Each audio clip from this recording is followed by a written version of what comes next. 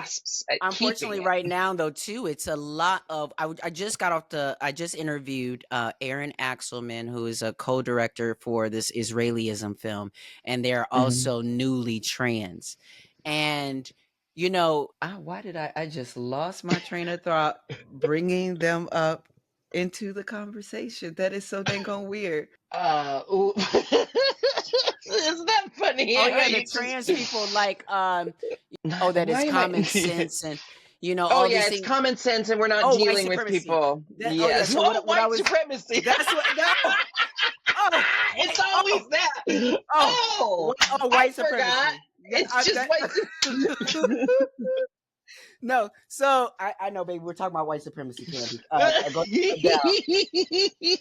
But that's where I was going with that. Is that I talked with Aaron Axelman, who is Mhm. a Jewish trans, newly trans, non-binary person, and the one thing that we were getting at is that all of the things that we're seeing right now, so much of what we're seeing is that the anti-Semitism and things like that, the against Jews and stuff like that, was always against them being not considered to be the supreme version of whiteness.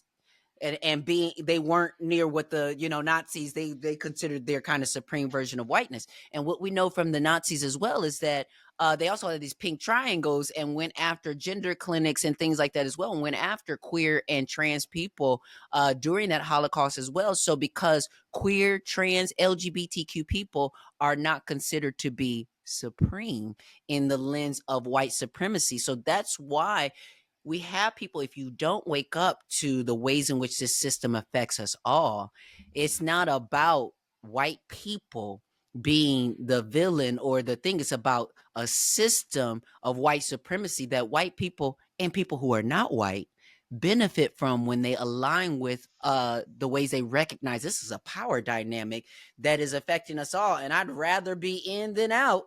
And so you have a lot of folks who, in some ways, participate on that instead of shaking the cage and shaking the system and making things. So unfortunately, we're going to continue to see this thing where people all of a sudden become activists because things have hit their front door finally, instead of us being in this place where, again, even in our own LGBT community, there are people who have not still understood that we need to stick together regardless Yeah. of sexual identity or where we are on the spectrum of that we have to stick together.